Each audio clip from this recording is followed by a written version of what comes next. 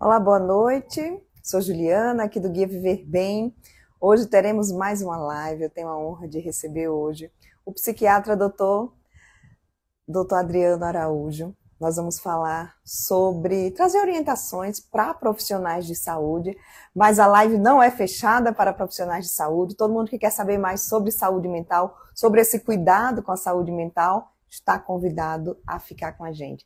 Se você conhece algum profissional de saúde que atende diretamente assim, o público e você acha que é importante que ele fique sabendo formas de lidar com seus pacientes, de ajudar os pacientes nessa questão da saúde mental, já compartilha essa live para a gente começar esse bate-papo. Doutor Adriano já está aqui, deixa eu mandar o convite para a gente não perder tempo. Tudo bom, doutor Adriano? Boa Olá, noite. boa noite a todos. Doutor Adriano, saúde mental para profissional de saúde. Eu penso assim, a gente está vivendo uma grande epidemia, né, de saúde mental, principalmente depois dessa pandemia que a gente viveu. Todo profissional de saúde precisa ter esse olhar mais atento para a saúde mental. Sim, a gente está vivendo sim uma epidemia e eu diria que é uma epidemia silenciosa, né? Uma epidemia que ela é mais uma onda do Covid que a gente não está enxergando, na verdade, né? Muitas pessoas adoeceram no período da pandemia e muitas pessoas adoeceram no pós-pandemia e continuam adoecendo. E a Organização Mundial de Saúde estima que houve um aumento em 25% da prevalência de depressão e ansiedade no pós, né, no pós-Covid. É algo, assim, para uma população mundial, é um quarto, né? É um quarto a mais de pessoas adoecendo.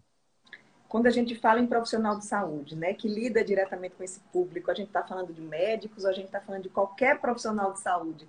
Quais são os que têm digamos assim, eu vou dizer exigência, mas não é exigência, tá, gente? Mas quem deveria mesmo buscar essas informações para aprender a lidar com a Pois saúde é, mental dos pacientes? se é um profissional da saúde que lida com gente, todos, né? Se lida com pessoas, todos, porque o ser humano ele não é indistinto no sentido de separação corpo-mente, né? Se eu lido com questões muito orgânicas, eu preciso, quanto profissional da saúde, entender que mesmo questões muito orgânicas, elas sofrem influência da subjetividade, elas sofrem influência da mente. Não tem como, né, a gente ter, não tem essa clareza, né, a gente não tem como a gente descartar que a subjetividade, que as nossas questões emocionais, que as nossas questões, os nossos conflitos internos não influenciem sobre o nosso corpo. Isso um conhecimento que remonta a séculos, né, que o ser humano já sabe disso. Então, um bom profissional da saúde, ele necessariamente ele precisa entender e ele precisa lidar com isso da melhor forma possível. Porque lidando com essas questões subjetivas, lidando com as questões emocionais da melhor forma possível, ele vai conseguir, com certeza, ter mais êxito no seu olhar quanto profissional, seja um profissional especialista ou não. Quanto melhor esse olhar, quanto mais integral, quanto mais abrangente, quanto mais ele conseguir enxergar o ser humano quanto ser humano, melhores os resultados, tanto do ponto de vista do acolhimento, porque imagine que se eu enxergo essa pessoa quanto ser humano que é, quanto sua subjetividade, o meu acolhimento vai ser melhor. Eu vou conseguir acolher melhor essa pessoa, eu vou conseguir captar dela as suas necessidades de uma forma mais apropriada. Então, eu acho que qualquer profissional da saúde que lida com pessoas, ele precisa necessariamente ter minimamente esse olhar. Nem todo problema de saúde mental, ele precisa desse acompanhamento de um especialista. Eu digo especialista, um psiquiatra ou um psicólogo. Se esse profissional de saúde tiver esse olhar mais atento, se o caso for simples, dá para ele intervir e ajudar realmente? Sim, ontem mesmo eu fiz uma live com uma colega médica, a doutora Neuma Marinho, que ela é médica generalista, né? Ela trabalha com saúde da atenção primária, né? Que a gente chama no Brasil de saúde da família. E ela mesma falou dos casos que ela acompanha na atenção básica, na saúde da família, de como ela faz para acolher essas pessoas, de como ela lida com essas questões no dia a dia. Então, na verdade, quando um profissional da saúde ele vai se deparar necessariamente com essas questões e ele vai precisar, em um primeiro momento, acolher e em muitas situações ele vai oferecer ajuda. Porque imagine que, vamos, sei lá, vamos supor que eu sou um nutricionista e eu recebo uma pessoa no meu consultório, uma pessoa com problemas emocionais e que ela veio fazer buscar uma orientação alimentar. E aí eu vou oferecer uma orientação alimentar. Mas se eu tenho apropriação nesse sentido, é claro que eu, de forma responsável, vou oferecer ajuda para isso também, né? Uhum. Porque na hora que eu acolho, Juliana, na hora que eu acolho, na hora que eu dou uma escuta adequada, na hora que eu consigo fazer com que aquela pessoa fale sobre seus conflitos de forma adequada, na hora que eu consigo fazer com que aquela pessoa traga um problema que ela às vezes não conseguiu falar para ninguém, eu já estou oferecendo ajuda. Na hora que eu consigo fazer isso de uma maneira adequada, sem julgamento, sem preconceito, sem prejuízos para aquela pessoa, com uma comunicação não violenta, com uma comunicação acolhedora e empática, eu já estou ajudando aquela pessoa. Porque essas questões emocionais, muitas vezes, elas são questões que remetem à ambivalência, remetem à vergonha, ao medo, ao que é que as pessoas vão pensar de mim. Às vezes, né, pessoas que viveram uma vida toda de muito enfrentamento, de muitas dificuldades, venceram muitas circunstâncias na vida e que em algum momento, por algum motivo, elas se fragilizam. Imagina a vergonha que essas pessoas sentem de pedir ajuda, de falar para alguém que estão se sentindo fragilizadas, né? Então, encontrar uma porta aberta para poder comunicar isso, para poder compartilhar, é algo muito precioso. Então, um bom profissional, um profissional da saúde qualificado nesse sentido, sensibilizado, nesse sentido de saber acolher, de saber ouvir uma pessoa, isso faz uma diferença enorme, né? Talvez não para ele, né? Mas para aquela pessoa que está ali faz sim. Faz uma diferença enorme. E a gente não tem noção do tanto que ouvir alguém, dar uma escuta qualificada, faz, né? Cumpre esse papel. Então, é por isso que eu falo assim, esse movimento já é terapêutico muitas vezes, né? De eu Uhum. ouvir uma pessoa. Quantos cabeleireiros, por exemplo, a gente está falando de profissionais de saúde, mas quantos cabeleireiros, por exemplo, ouvem suas clientes e as clientes dizem, olha, é uma terapia vir aqui. Mal A minha comparando. cabeleireira está fazendo psicologia. Eu disse, agora Olha vai aí, investir, né? Vai tá cobrar vendo? agora também Ah, pois é. na Então ela, cadeira. ela sabe o que eu estou falando, com certeza, né? Então, quer dizer, esse ouvido, esse acolhimento, que às vezes um profissional que nem é da área da saúde consegue fazer, imagina um profissional da saúde, ele tem a obrigação de saber fazer isso. Ele tem a obrigação de saber acolher, né? Então, é Verdade. nesse sentido. E a gente vê nos dias de hoje, é muito difícil você conseguir uma vaga para um psiquiatra. Eu falo isso no serviço privado é difícil, no serviço público, então, nem se fala, né? Sem falar Pois naquelas é, pessoas que têm essa resistência de buscar, né? pois Como é. você bem falou. Então, Exatamente. assim, esse acolhimento se torna ainda mais importante nesse sentido. Com certeza. O modelo de assistência, ele tem mudado. Ele tem mudado. No Brasil ainda é muito recente, mas no mundo, né, o modelo de assistência ele tem mudado, porque o médico especialista, ele tem cada vez mais sido mais raro, né? Por mais que a gente forme novos médicos, por mais que a gente forme... E no Brasil, enfim, houve um boom, né, de universidades médicas, enfim, aumentou muito o número de médicos no mercado, mas o número de especialistas não aumentou na mesma proporção. A gente aumentou o número de vagas para médicos no Brasil, mas o número de vagas para residência médica não aumentou na mesma proporção. Então a gente tem hoje um gargalo, que é esse gargalo da assistência especializada, tanto no Brasil quanto fora do Brasil. E eu falo isso porque existem várias iniciativas no mundo, nos Estados Unidos, na Inglaterra, no Canadá, de organizar o sistema de saúde de tal maneira que o médico especialista ele seja acessado quando muito necessário, né? Existem etapas anteriores para a pessoa, né? A pessoa que busca ajuda, ela buscar o médico especialista. Então, em outros lugares, né? Isso é mais verdadeiro do que no Brasil. No Brasil ainda a Uhum. gente está engatinhando nesse processo. Então, aqui realmente as especialidades elas estão superlotadas, tanto nos consultórios privados. Se você hoje até hoje uma paciente me falou isso. Olha, eu tenho... Ela estava procurando um especialista específico e ela estava dizendo, olha, ele cobra caro, viu? A consulta dele é muito cara, mas eu não consigo marcar. É. Porque até os consultórios privados estão muito lotados, né? Os bons profissionais, eles estão muito lotados. Porque, de fato, existe uma demanda crescente, né? Então, nós precisamos realmente de profissionais bem qualificados nesse sentido. Isso não quer dizer que a gente vai desobstruir, né, que o especialista vai ser desnecessário. Não é isso. Né? O que eu estou querendo dizer é que profissionais da saúde bem qualificados, que conseguem acolher essa demanda, médicos, né, não especialistas bem qualificados, que conseguem acolher essa demanda, que conseguem dar um primeiro atendimento ou atender, ou até tratar mesmo casos menos graves, casos de leve até moderado. O médico não especialista ele tem condições de tratar esses casos e, de repente, até ele não precisar chegar ao especialista.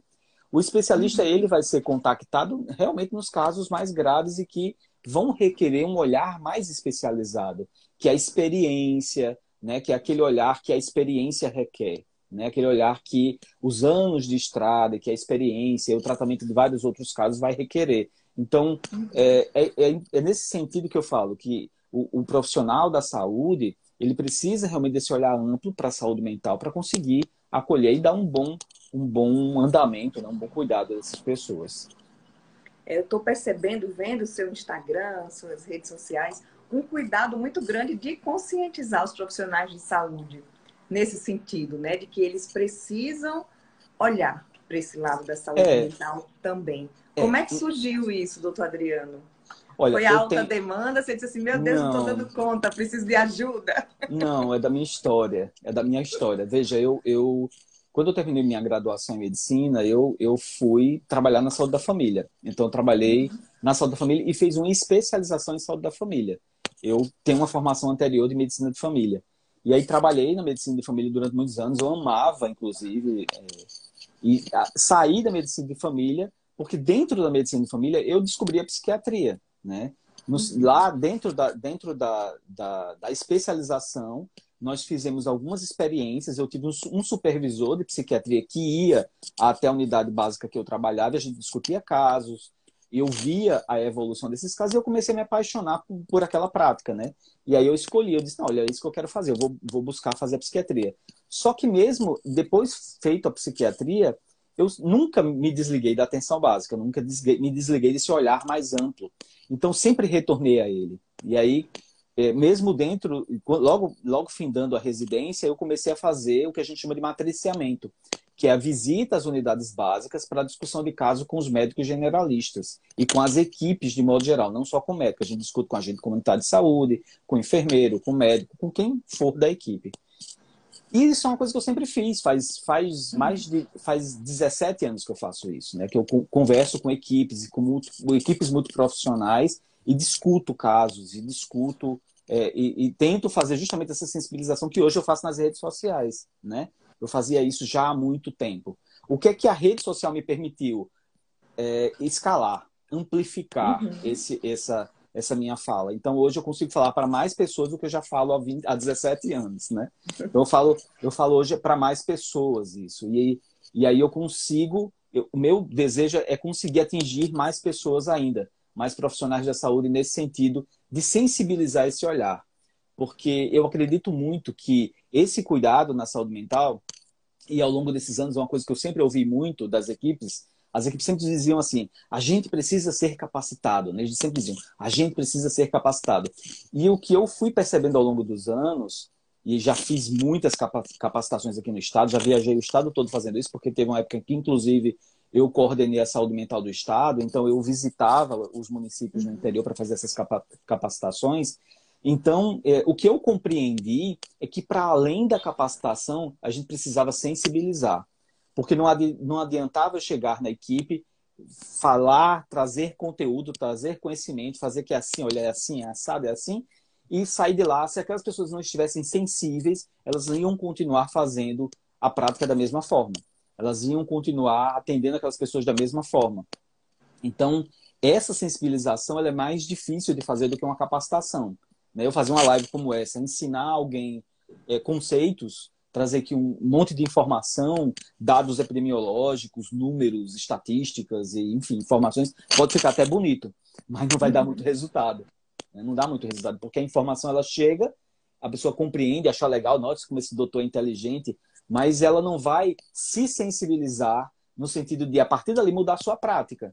Então, meu desafio hoje, a minha meu propósito, né, é assim que eu coloco, o meu propósito hoje é sensibilizar, é fazer com que eu consiga atingir mais profissionais da saúde, no sentido de sensibilizá-los que essa prática, que esse olhar sobre a saúde mental é importante, e não é importante só para a pessoa, não, para aquela pessoa fragilizada, é importante para o próprio profissional, porque a sua prática, ela vai ser uma prática mais, eu diria, embasada, ela vai ser mais firme, porque ele vai acolher melhor, ele vai tratar melhor, e ele vai conseguir ter mais êxito, né? E seja qual for a prática profissional. Seja qual for a especialidade, eu não tenho dúvida disso. O que eu acho interessante também, isso permite que o próprio profissional não fique aguardando essas capacitações dos gestores, dos donos das clínicas, dos hospitais, né? Ele mesmo tem que sentir essa sede e esse desejo de buscar. Exatamente. Pois é, mas isso, eu tenho sentido isso, sabe, nessas redes sociais. Há mais ou menos um mês e meio, eu criei um grupo de profissionais da saúde. Foi o primeiro grupo que eu criei nesse sentido, nas Um redes grupo de sociais. WhatsApp ou no... É um grupo, ele é originalmente um grupo de WhatsApp. Hoje eu tenho 3 grupos com essas pessoas, né? Eu quero aumentar essas pessoas, assim, eu coloquei essas pessoas dentro do grupo, mas o objetivo é a gente se encontrar uma vez por semana virtualmente. A gente se encontra uma vez por semana, eu coloco lá o link, a gente se encontra e numa rede fechada a gente conversa. E aí nessa conversa a gente traz temas para discutir, né? A gente teve um encontro que a gente conversou sobre classificações psiquiátricas, a gente teve um outro encontro que a gente conversou sobre práticas integrativas, que é um tipo de terapia, né? A gente teve um outro encontro que a gente conversou sobre supervisão em saúde mental. Semana que vem a gente vai conversar. Semana que vem não, hoje é terça, depois do feriado, porque o feriado atrapalhou minha Quinta. cabeça. Quinta-feira a gente vai conversar sobre contação de histórias. Uma profissional que trabalha com contação de histórias como um processo terapêutico. Super interessante o trabalho dela. Ela mora na Inglaterra, inclusive, essa pessoa. Eu conheci nas redes sociais, então são pessoas que eu estou conhecendo e estou trazendo para contribuir no processo, né? Então essa menina, ela mora na Inglaterra, chama Ana Roseto, o nome dela. E ela, brasileira, mora lá há alguns anos, fez essa formação de contações de histórias lá. E eu não sabia dessas curiosidades, né, do mundo. Ela disse que lá é uma coisa super forte. Os ingleses gostam muito de contação de histórias. É tipo um entretenimento mesmo. E ela fez essa formação lá e ela trabalha com isso lá. Ela faz isso da vida, ela conta história. E aí ela vai conversar com a gente quinta-feira sobre isso, né? Então o processo está sendo muito interessante, porque as pessoas chegam no grupo e as pessoas não saem. Então lá, vários profissionais da saúde, aí tem psicólogo, tem enfermeiro, tem assistente social, terapeuta ocupacional, tem médicos, vários médicos, vários profissionais estão lá nesses grupos e aí a gente vai alimentando, né? Trocando E eles estão ideias. ali não só para ouvir, mas para partilhar também, Sim, uns sim, é um para grupo conhecer o aberto. trabalho dos outros, é aquele networking também. Isso. Importante. É um grupo aberto, as pessoas se comunicam, tiram dúvidas, um tira dúvida, faz network. Ah, você conhece alguém que faz neuropediatria? E, eu conheço fulano. Ah, você conhece? Enfim, a gente faz trocando informações. Tem sido uma experiência muito interessante mesmo. E aí a gente está tentando crescer esse processo aí, transformar em algo maior ainda. Quem quiser participar desse grupo, faz como, doutor Adriano? É fácil, é só entrar no link da bio do meu Instagram mesmo. Lá tem um link, que esse link que está lá, ele tá com o nome de grupo de espera para o curso que eu vou lançar sexta-feira. Mas é esse mesmo grupo, né? A gente está chamando de grupo de espera, mas é o mesmo grupo. Eu não quis criar outro grupo para não ficar grupo demais, né? Então, esse mesmo espaço eu estou usando para isso, né? Então, a gente faz. As pessoas que estão entrando lá vão ficar sabendo do curso também, mas estão participando de todo esse processo. Está sendo bem interessante. Ótimo. E vamos falar do curso agora? Esse curso que será lançado sexta-feira. Qual o curso, doutor Adriano? É um curso de psicofarmacologia, né, para profissionais da saúde, e é justamente esse curso, ele foi o primeiro passo que eu dei, na verdade, sabe, Juliana? Assim, o curso, eu ministrei esse curso final de julho, início de agosto. Foi um curso que eu fiz online, ao vivo, para profissionais da saúde, fiz o chamado, fiz um lançamento e fiz esse curso ao vivo. E aí gravei, né? Gravei as aulas e agora eu estou relançando as aulas já gravadas, né? E aí a pessoa ela pode assistir esse curso porque já está tudo gravado, deve ter um material, tem todo o material já lá disponível. Então, foi o primeiro passo. Eu chamei de Descomplica Psi, porque a ideia era descomplicar, né, Uhum. essa parte da saúde mental. E aí, eu digo que foi o primeiro passo porque a ideia do curso surgiu primeiro, né? Depois que eu tive a ideia do grupo, né? E aí eu lancei o curso, gravei, tive a ideia do grupo, abri o grupo e aí tive a ideia de relançar o curso que já estava gravado e estou relançando ele. A minha ideia é que pelo menos a cada semestre eu consiga montar um curso como esse, com temas diversos, né? Esse é de psicofarmacologia, o próximo que eu vou provavelmente lançar vai ser de psicopatologia, um curso de psicopatologia e por aí vai. Fazer um curso sobre transtornos depressivos, outro sobre bipolaridade, outro sobre TDAH, sobre... Tem temas aí que daqui para meus 70 anos eu consigo cumprir tudo. É isso que eu ia dizer, saúde mental não esgota, né, os É, temas, nem a é um tema... necessidade das pessoas. Exatamente, é um tema muito amplo. Então a minha ideia é fazendo isso, sabe? De uma forma muito, muito tranquila, né? Não estou tentando fazer nenhuma superprodução, não. E a ideia é realmente atingir os profissionais da saúde com o maior respeito possível e eficácia, né? Fazer com que essas pessoas realmente modificar a prática. A minha intenção é essa, a minha missão é essa, é modificar a prática, sensibilizar a prática dos profissionais de saúde nesse sentido. Então é a minha missão, eu encaro isso já há muito tempo. Doutor Adriano, você falou do uso dos psicofármacos. Quais são os mais utilizados ou nesse curso abrange todos os tipos, para todas as patologias, ou qual que você vai focar mais nesse curso? Esse curso abrange tudo, são 10 horas aula, é um curso bem longo, assim, para o que se propõe, eu acho longo, porque ele abrange tudo, inclusive a gente faz discussão de caso clínico no curso, ele é bem completo, traz tudo, não vou dizer que traz 100%, mas traz muito, quase tudo, né? Pelo menos a pessoa que ela faz o curso, ela consegue compreender de forma muito abrangente o papel desses psicofármacos, as principais classes, para que serve, com certeza, né? A gente tem hoje, quando a gente vai falar de psicofármaco hoje, o que é mais prescrito hoje, né? Disparado, são duas classes que são mais prescritas. São os benzodiazepínicos, que são aqueles calmantes, né?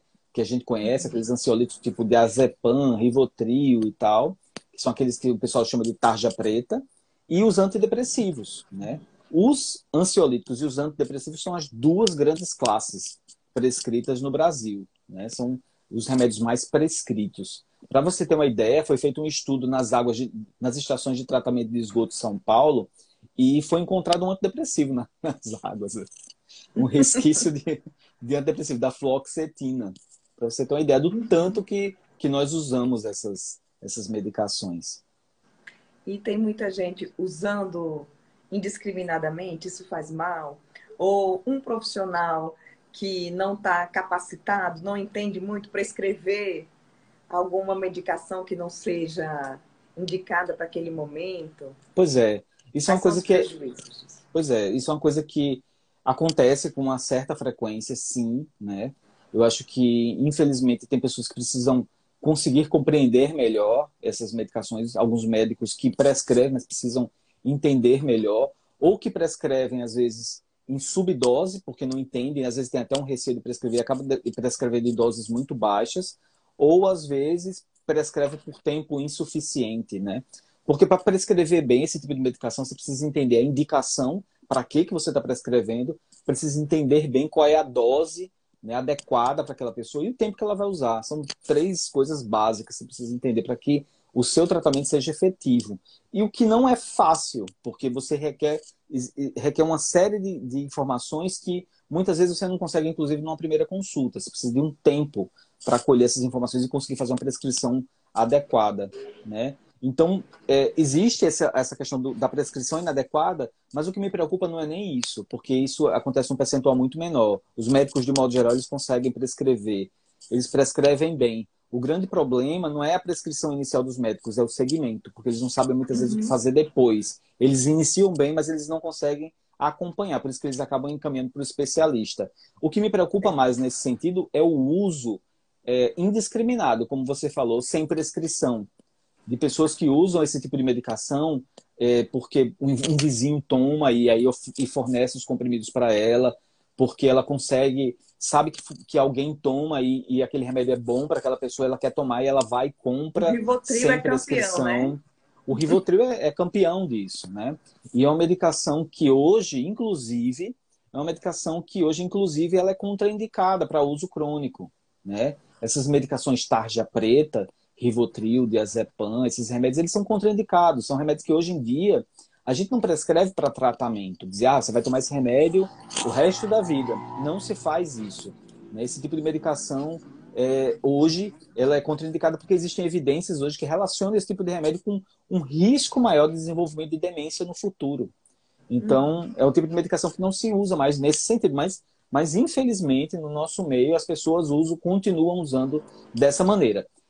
Existem dados mostrando, eu não tenho dados do Brasil, mas nos Estados Unidos, tem dados mostrando que a prescrição de benzodiazepínicos, desse tipo de medicação, diminuiu, né, nos últimos 5 anos, porque os médicos têm percebido isso e têm mudado a sua postura prescritiva, né? Essa é uma postura que mudou ao longo dos anos, né? Uma medicação que os primeiros benzodiazepínicos eles surgiram no final da década de 60, início dos anos 70. E nessa época eles eram uma grande panaceia, porque você imagina que naquela época não existia um remédio que aliviasse a ansiedade. Imagina isso. Um remédio, um comprimido que você toma e você sente um alívio da ansiedade. Foi uma coisa que, nossa, foi uma panaceia, foi algo que foi festejado na época e que, inclusive, foi estimulado que os médicos prescrevessem, porque era algo que ia revolucionar a medicina e ia fazer as pessoas não ter mais ansiedade, né? Então, claro, então foi um momento histórico. A gente sabe que tudo vai se construindo ao longo do tempo, a história, a ciência se constrói ao longo do tempo, e a gente sabe hoje que essas medicações elas não são tão inofensivas assim, e que a gente não pode mais usar dessa forma. Então, é algo que é preocupante nesse sentido. Então, por isso que é tão importante, sabe, que a gente tenha profissionais da saúde que consigam compreender isso. Porque você imagina um profissional da saúde que consegue compreender isso e que identifica, né? Aquela pessoa que toma esse remédio dessa forma, que orienta e que diz, olha, esse remédio que você está tomando faz, né, traz tais problemas, você devia procurar um médico, você devia ter mais cuidado com isso. E aí, dessa forma a gente vai conseguir orientar melhor as pessoas, né? Capilarizando a informação e o conhecimento. Com certeza. YF Nunes. Há efeitos negativos dos antidepressivos para quem tem fibromialgia? Para quem usa antidepressivo no tratamento da fibromialgia? Efeitos negativos, veja, os efeitos negativos eu entendo como efeitos colaterais, né? Os efeitos negativos dos antidepressivos, para quem toma fibromialgia, vão ser os mesmos efeitos colaterais para qualquer outra condição que essa pessoa tome um antidepressivo, né? Os antidepressivos, e aí dependendo da classe farmacológica, da classe de antidepressivo, você vai ter efeitos colaterais diferentes. Existem antidepressivos, por exemplo, que aumentam o peso como efeito colateral. Existem outros que emagrecem. Existem antidepressivos que provocam sono como efeito colateral. Existem outros que diminuem o sono. Então, quer dizer, a gente vai escolher o antidepressivo de acordo com o perfil daquela pessoa que está diante da gente e do perfil de efeito colateral que tem ali, para a gente adequar a necessidade àquela pessoa, né? Mas não há uma diferença do efeito, entre aspas, negativo do antidepressivo num tratamento para fibromialgia do que para outra condição, né? Porque eu imagino essa pergunta que essa pessoa fez, porque os antidepressivos, alguns antidepressivos são utilizados no tratamento da fibromialgia, né? Então, eu entendo que essa pergunta foi feita por isso, né? Alguns eu digo porque existe uma classe específica de antidepressivos que são utilizados nessa condição. Chegou uma pergunta aqui. Antidepressivo na gravidez, pode ou não? É uma boa pergunta. Existem alguns antidepressivos, a rigor, não existe nenhum antidepressivo que a gente consiga recomendar com 100% de confiança, que são aquelas medicações chamadas classe A, né? Que é uma classificação que diz assim, remédio classe A, ele é absolutamente indicado, não existe nenhum receio, nenhuma ressalva, né? Não existe nenhum antidepressivo classificado como classe A. O que é que acontece? Alguns antidepressivos que são mais antigos, que a gente tem já uma estrada longa, vários relatos na literatura, vários casos, várias mulheres grávidas que tomaram esses antidepressivos. Ao longo do tempo foi diminuindo o risco, né? Pelo menos a consciência de risco em relação a eles. Então, existem alguns antidepressivos que existe um risco menor. muito menor do que outros. Então, existem antidepressivos hoje que a gente utiliza na gravidez com a maior segurança. Eu posso falar dessa forma. Então, se uma mulher hoje, numa gravidez, ela necessita tomar um antidepressivo, a gente consegue fazer, sim, uma prescrição do antidepressivo com a maior segurança. Entende? Mas não dizendo para ela que é 100% segura. A gente não tem como afirmar isso. Não é possível. Mas a gente pode dizer para ela, sim, que existe uma maior segurança e que, pelo menos do que está publicado na literatura, aquilo a gente tem uma segurança maior de que não vai fazer mal nem para ela nem para a criança. Então, inclusive, já tive várias pacientes que eu acompanhei durante períodos gestacionais que tomaram esses antidepressivos e, felizmente, a gente não identificou nenhum problema. Então, é possível sim, é possível medicar. Claro que a gente usa aquela questão do risco-benefício, né? Dependendo da gravidade do sintoma, a gente vai escolher se vai tomar mesmo ou não a medicação. A própria ginecologista, ela pode prescrever? Sim, em alguns casos sim, né? Eu já vi alguns ginecologistas fazendo esse tipo de prescrição, mas na maior parte das vezes eles não se sentem seguros para isso. Eles encaminham o paciente para um médico psiquiatra, para que ele possa prescrever de forma mais apropriada, mas geralmente a gente faz isso em conjunto. A gente conversa e entende a situação e acaba trocando algumas informações para fazer isso em conjunto. Pregabalina aumenta o peso? Sim, a pregabalina é um bloqueador de canal de cálcio, é um remédio. Na verdade, a pregabalina, quanto classe farmacológica, é um anticonvulsivante, né? Um remédio originalmente construído, vamos dizer assim, para tratamento de convulsão. Só que hoje ele não é utilizado para isso, ele é usado normalmente para o tratamento de dor crônica. E é um remédio que aumenta peso, sim, ele aumenta o apetite, né? Ele acaba tendo uma porção de aumento de apetite e as pessoas acabam aumentando o peso com pregabalina. Olha, pode dar exemplo de antidepressivo que inibe o sono? Antidepressivo que inibe o sono, bupropiona, por exemplo, é um antidepressivo dopaminérgico que normalmente ele diminui a sonolência. Outra pergunta. Sertralina me dá muito sono. O que eu posso substituir? Aí já tem paciente aqui perguntando, né? Esse tipo de informação eu não gosto de falar numa live porque, enfim, eu não sei o que é que a pessoa vai fazer com essa informação, né? Dá para substituir, tem várias opções. Sertralina, às vezes, ela realmente, em algumas pessoas, ela provoca sonolência. Antes da troca, o que eu sugiro para os meus pacientes é trocar o horário. Se a pessoa toma de dia, que é geralmente a hora que a gente prescreve, ela muda para a noite. Porque aí, tomando à noite, pode ser que você consiga dormir depois da medicação e acorda bem no dia seguinte, não vai ter sonolência, né? Geralmente, isso já resolve. A gente não precisa trocar a medicação. Mas se você tem dúvidas, converse com o seu médico, ele vai lhe orientar e procurar uma outra substância mais adequada. Olha aqui, estou tomando antidepressivo há 2 anos. Vou tomar para a vida toda? Antidepressivo tem um prazo de tratamento? Ou depende do Essa caso, né? é uma pergunta que a gente ouve muito no consultório, né? Doutor, vou tomar esse remédio o resto da vida? É assim mesmo? Como é que vai ser isso e tal? De modo geral, o que os guidelines recomendam é que a gente faz no primeiro tratamento a manutenção de 6 meses a 1 ano, né? A gente mantém a medicação de 6 meses a 1 ano e aí a gente consegue manter, depois pensar num desmame dessa medicação. Quando a gente inicia um tratamento com antidepressivo, principalmente se for a primeira vez que essa pessoa está tomando, a gente não pensa que essa pessoa vai tomar remédio o resto da vida, não. A gente mantém um tempo e depois inicia um desmame da medicação. A regra é que a gente tenha início, meio e fim. Existe um estudo muito interessante, um estudo que já tem aí uns 5 a 6 anos, chama STAR*D, foi o maior estudo feito no mundo sobre antidepressivos. Esse estudo ele mostrou que as pessoas que tomam antidepressivos, elas têm 70% de chance de ficar bem com ele, 30% não vão melhorar, né?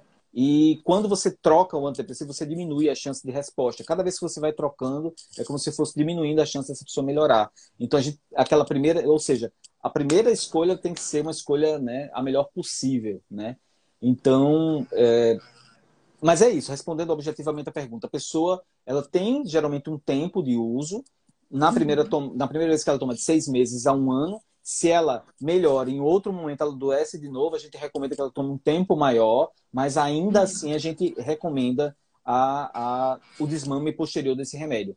Quando a gente vai dizer que essa pessoa vai tomar remédio o resto da vida? Quando a pessoa tem um quadro depressivo recorrente, grave, aquela pessoa que toda vida que você retira o antidepressivo ela piora, Toda vez que você retira o antidepressivo, ela entra num novo episódio depressivo, ela perde a função, ela para de trabalhar. E aí a gente chega à conclusão que não tomar a medicação para aquela pessoa é pior, que é a vida dela paralisa, né? Então, nesses casos, é possível que você recomende, olha, vamos manter esse remédio, pelo menos por tempo indeterminado. Não vou dizer que você vai tomar para sempre, não.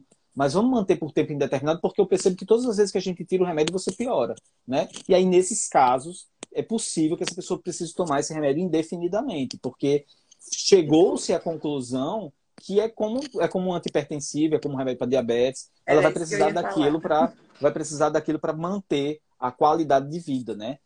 Enfim, mas não é a regra. A regra, a maior parte das pessoas toma durante um tempo e não toma mais. Certo. O Fábio está dizendo aqui que usou para parar de fumar. Não sei qual a medicação que ele usou. É, existe Para um parar de fumar é é. necessário medicação? A medicação ajuda muito nesse ponto. Não necessariamente, mas quando se usa, ajuda bastante, né? Algumas pessoas que não conseguem parar de fumar por outros meios, quando usam a medicação, faz reposição de nicotina, ela acaba conseguindo ter um êxito maior, né? Um sucesso maior nesse sentido. Silene dizendo aqui que tomou esse Zolpidem. É Zolpidem? Foi Zolpidem. prescrito pelo neuro, mas ele parou de tomar. Já parou de tomar mais de um ano e sente dor de cabeça depois que parou. Isso significa que ela precisa tomar de novo, doutor Adriano? Não, de forma alguma, de forma alguma. Significa que precisa investigar porque está com essa dor de cabeça, porque provavelmente não tem a ver com esse Zolpidem que parou há um ano, não, né? Se está tendo a dor de cabeça há um ano, provavelmente não é por causa dessa medicação, precisa investigar. Chegou uma pergunta aqui sobre a relação dos remédios para a saúde mental com os outros remédios que os pacientes tomam. Eles interagem entre si? Pode trazer algum prejuízo? Interagem sim. A gente sempre faz parte da nossa anamnese, das informações que a gente colhe em consultório, saber o que a pessoa está tomando, porque existem alguns remédios que fazem interação com outros. Existem alguns antidepressivos que eles interagem com muitas outras medicações. De que forma?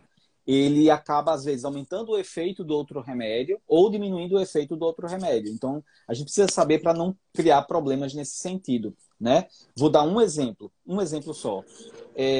Reposição de hormônio para tireoide, que não tem a ver com psiquiatria, não, mas é uma curiosidade. Por exemplo, aqueles remédios que as mulheres, principalmente mulheres, que é mais comum em mulheres, tomam reposição para hipotireoidismo, aqueles remédios, por exemplo, eles são contraindicados você usar com bloqueador para gastrite, aqueles omeprazol, essas coisas, porque ele diminui o efeito do hormônio. E aí as pessoas às vezes estão tomando o hormônio, tomando em jejum, né? Às vezes toma junto com o remédio para gastrite e descompensa a tireoide, sem saber que está tomando um remédio que está cortando o efeito do outro. Então, essas interações, elas precisam ser checadas, né? O médico ele precisa saber o que ele está tomando para se o que ele vai prescrever não vai interferir com aquela outra medicação. Mais um ponto aí para os médicos buscarem cada vez mais aprender sobre isso, né, doutora Informações, exatamente, muito importante. Chegou um pedido aqui. Fale mais sobre depressão recorrente. Depressão recorrente é um termo que designa aqueles quadros de uma pessoa que teve um episódio depressivo, tratou o episódio depressivo, se recuperou completamente daquele episódio depressivo e em um outro momento ela faz um outro episódio depressivo. Por que eu estou frisando isso? Porque é diferente de recidiva, daquela pessoa que está fazendo um tratamento, melhora, mas não melhora parcialmente e às vezes abandona o remédio, o tratamento e volta de novo com a depressão. Isso não é recorrência. Recorrência é quando a pessoa tratou o episódio completamente, ficou boa e em um outro momento a depressão recorre. Isso a gente chama de depressão recorrente. É importante isso. Isso faz diferença do ponto de vista conceitual, porque vai fazer diferença no tratamento. Porque se você está diante de uma depressão recorrente, a lógica de tratamento muda, né? Se você está diante de uma depressão, que é uma depressão crônica, recidivante, porque a pessoa não fez o tratamento direito, o tratamento muda. A lógica do tratamento muda. Então, conceitualmente, é importante diferenciar uma coisa da outra para um médico. Ótimo. Doutor Adriano, vamos falar do curso, então? Eu estou vendo aqui o Fábio falando um monte de medicamentos, dando os exemplos dele. E se você quiser comentar, Fábio, porque eu tô sem óculos. Se eu lhe disser que eu não consigo ler direito, ele acha que ele tomou o remédio para tireoide. Ih, doutor Adriano caiu. Deixa eu convidar de novo. Fiquem aí, gente. Vou chamar ele de novo. Acho que ele apertou sem querer. Quem tiver pergunta, manda na caixinha, porque fica mais fácil para eu ler, que a É, tela é preta, entendeu? eu Aí é mais cliquei, fácil eu para cliquei ceguinho errado que aqui e saí lê. da live. É É, Vanessa, não é Fábio. É Fábio que está falando. É o nome de Fábio, mas quem está falando é ah, Vanessa. tá. Não sei se você Certo. conhece. Vanessa, conheço várias Vanessas, não sei qual é a Vanessa. É, tá aqui. Tá bem, Tem um Rick. elogio aqui para você, doutor Adriano, o irmão de uma paciente aqui. O irmão dela é seu paciente. O senhor Sim. é muito inteligente. Ah, Obrigado, ótimo obrigado. médico, ótimo tratamento. Olha aí que bom. Obrigado. Kátia que está falando aqui. Então, vamos falar desse curso e do grupo, né? Primeiro você entra no Sim. grupo e depois você Sim, pode fazer é. inscrição para o Você curso. entra lá, vai lá no link da bio, entra no grupo, e aí dentro do grupo você vai ter todas as informações, né, pertinentes à questão da inscrição, de quando vai ser, das lives que eu estou fazendo, estou divulgando lá também, né, colocando as datas das lives, e fora a troca de informações que todos os dias acontecem lá, né? Troca de material também, o pessoal divulga, compartilha livros, né, livros, materiais, enfim, tá, bem movimentado o grupo, é bem interessante. Coisa boa. Uma sala de reunião É, virtual, bem né? isso. É bom que quebra as paredes, não tem essa necessidade do encontro. E como você disse, né? Tem uma convidada que está vindo lá da Inglaterra para Pois é, participar do grupo. Então, eu imagino que deve exatamente. ter gente de todo o Brasil, né? Exatamente, graças a Deus. Essa semana eu vou ter, amanhã eu vou fazer, inclusive quem está aqui assistindo está convidado a fazer a live de amanhã. Eu vou fazer uma live amanhã sozinho, vai ser uma live tira dúvidas, eu vou só responder Eita, pergunta. que Então, bom. quem gostar de fazer pergunta, Para fica à vontade. profissionais e para pacientes. É isso. Quem quiser fazer pergunta amanhã, às 20 horas, eu vou estar online. Eu vou só responder perguntas mesmo. Vai ser uma live só para isso, né? Na quinta-feira eu vou fazer uma live, que inclusive ele entrou aqui, não sei se ele já saiu com o Guilherme. Guilherme, ele é físico e neurocientista. Ele está fazendo um pós-doutorado na Inglaterra e eu conheci num grupo que eu faço, um grupo de mentoria, é um grupo que chama Saber Ampliado, né? Do Pedro Cortella, que é filho do Mário Sérgio Cortella. Eu faço parte do grupo dele de mentoria e o Guilherme faz parte desse grupo também. Eu conheci o Guilherme lá. E aí, um cara que tem, nossa, é muito interessante o trabalho que ele faz. Ele trabalha com meditação. E aí, ele vai, quinta-feira, fazer uma live comigo também. E na sexta, aí vai ser a live com a Adriana Gurgel, nutricionista, Nutricionista. que ela tem hoje um trabalho mais voltado para a nutrição, como ela chama, psiquiátrica, né? Ela tem um trabalho, Isso. ela tem se especializado nessas questões de saúde mental e nutrição. Vai ser, eu acho que vai ser uma live muito interessante, as duas, inclusive. E a nutrição ajuda bastante, né, doutor Adriano? Ah, com certeza, porque você imagine, né?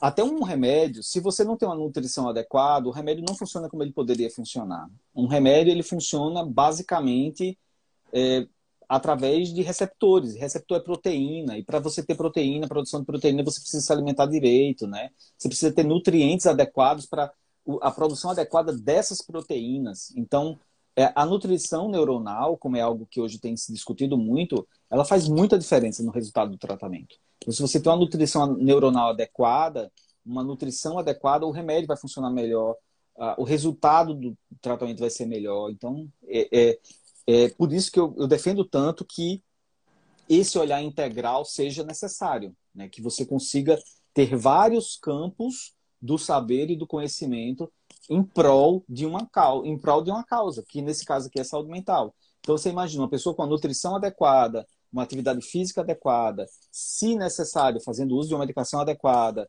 fazendo uma psicoterapia, tendo uma orientação espiritual, inclusive, imagina, é uma potência, né? Essa pessoa vai ter um resultado muito melhor no tratamento. Chegou uma pergunta aqui de uma mãe. Meu filho tem TDAH, vai tomar a medicação a vida inteira? Não, eu não sei a idade do seu filho, mas normalmente o que se recomenda, e os neuropediatras, os psiquiatras infantis recomendam, é que, se necessário começar a medicação, comece o mais cedo possível, para que seu filho tenha um desenvolvimento mais adequado possível, para que o aprendizado dele seja o menos comprometido né? E aí ele, na fase adulta, ele não precisa mais de medicação. E que, além disso, ele não só tome remédio, ele faça psicoterapia, ele faça acompanhamento pedagógico, para que ele aprenda, na vulnerabilidade que ele tem, ele aprenda a estudar mesmo com essa vulnerabilidade. O que a gente não pode é incorrer no erro de achar que o remédio é 100%. Que o meu filho vai tomar um remédio para TDAH e aí ele tomou o remédio e resolveu o problema. Porque se a gente pensar dessa forma, todas as vezes que ele parar de tomar o remédio, o funcionamento dele vai cair de forma significativa e ele não vai conseguir viver sem o remédio. E aí sim vai significar que ele vai tomar o remédio para sempre. Mas se fizer as coisas que precisa fazer, é possível que você consiga um desenvolvimento mais adequado, né? O TDAH, ele não tem cura, ele é crônico, mas a pessoa consiga conviver com isso de uma forma mais adequada e ter um resultado melhor, né, posteriormente. Qual a diferença entre Ritalina e Vyvanse? São duas medicações usadas, inclusive as duas únicas no Brasil, né? O metilfenidato e a lisdexanfetamina. São dois derivados anfetaminérgicos, né? A diferença, basicamente, é que é o perfil de efeito colateral. O mecanismo de ação deles é muito parecido, mas o perfil de efeito colateral difere, né? O Venvance, que é a lisdexanfetamina, é uma medicação mais bem tolerada, tem menos efeitos colaterais, age no córtex pré-frontal, assim como o metilfenidato, mas de uma forma mais seletiva, né? Falando de uma forma bem didática, né? Age de uma forma mais seletiva e aí provoca menos efeitos colaterais. Isso é uma vantagem, né? De modo geral. Profissional de educação física pode participar do seu curso, doutor Adriano? Pode. Eu considero que o profissional de educação física é o único profissional da saúde, na minha opinião. Porque os outros todos trabalham com doença. Verdade. E o profissional da educação física é o único que trabalha com a saúde, porque está ali prevenindo a doença, né? Todos os outros... E é o remédio que deveria ser mais consumido, né? Esse aí é liberado. Todos os outros, o paciente procura quando está doente. O profissional da educação física, não. Geralmente a gente procura quando quer, né, saúde, a gente quer manter... Mas pode sim, pode sim. Inclusive lá no grupo, a gente tem educadores físicos no grupo. No curso, na minha turma anterior do curso, não, mas no grupo a gente tem educadores físicos, né? Então, pode sim, eu acho super saudável que um educador físico adquira esse conhecimento. Eu acho super importante. Maravilha. Então vamos deixar o convite mais uma vez aqui para o pessoal, para o curso e para o grupo do Dr. Adriano. Vamos lá. O link na bio, se você quiser participar do grupo. O grupo chama Grupo Descomplica Psi, é um grupo gratuito, exclusivo, ele é fechado, esse grupo. Ou seja, a gente não faz live aberta como essa, a gente manda um link no grupo e a gente faz um encontro no Google Meet, né? A gente faz um encontro semanal. Esse encontro fica gravado no YouTube, também fechado, né? Tudo muito exclusivo. As pessoas não têm acesso, só tem acesso às aulas gravadas quem tem o link. Então você vai lá e assiste. Se você não puder assistir ao vivo, você vai lá e assiste a aula que ficou gravada. E vale muito a pena. Tem sido encontros muito bons, tanto pelos encontros em si, quanto pelo network que tem acontecido lá. A gente já está com 3 grupos de WhatsApp bem cheios, mas você sabe que é infinito, né? Quantos precisar eu abro, não tem problema. Maravilha. A gente vai abrindo. O importante é que a gente consiga agregar mais pessoas e pessoas interessadas nesse sentido. Tem um boato aí que depois das eleições o WhatsApp vai aumentar o número de participantes de grupo, né? Então eu estou torcendo para isso. Aí vai ficar melhor. Eu estou torcendo para isso. Já vi matéria dizendo que vai aumentar para 1.200, já vi matéria, enfim, já vi vários boatos, né? Você sabe que onde tem boato tem... Eu não sei então... se isso vai ser saudável para nossa saúde mental. Você precisa assistir tudo. No final a gente faz uma chamada e tira todas as dúvidas. Então é isso, o grupo, o link tá lá na bio para dar aquele fechamento, né? Porque o meu interesse é que a pessoa saia, vamos dizer assim, contemplada, que ela já entre, que ela faça o curso, que ela diga assim, poxa, valeu a pena, a gente vai lançar dia 4 eu aprendi o que precisava aprender, né? Sexta-feira a gente faz a última live. Muito obrigada, foi ótimo esse bate-papo. Do curso, né? Que é a inscrição é também online. Pode entrar jornalista da saúde no grupo também. O curso está hospedado lá. Olha, as aulas já estão gravadas.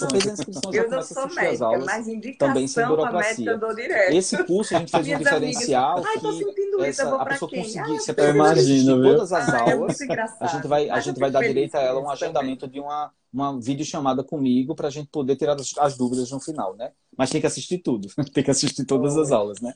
Você precisa assistir tudo, no final a gente faz uma videochamada, aí tira todas as dúvidas, troca as informações que precisar para dar aquele fechamento, né? Porque o meu interesse é que a pessoa saia vamos dizer assim, contemplada, que ela faça o curso e que ela diga assim, poxa, valeu a pena, eu aprendi o que precisava aprender, né? Enfim. Doutor Adriano, muito obrigada. Foi ótimo esse bate-papo. Sucesso no seu curso, no grupo. Pode entrar jornalista da saúde no grupo também?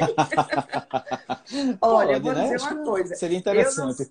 eu não sou médica, mas indicação para médica eu dou direto. Minhas amigas, ai, tô sentindo isso, eu vou para quem? Ai, eu Eu preciso de. imagino, viu? Ai, é muito engraçado. Mas eu fico feliz com isso também.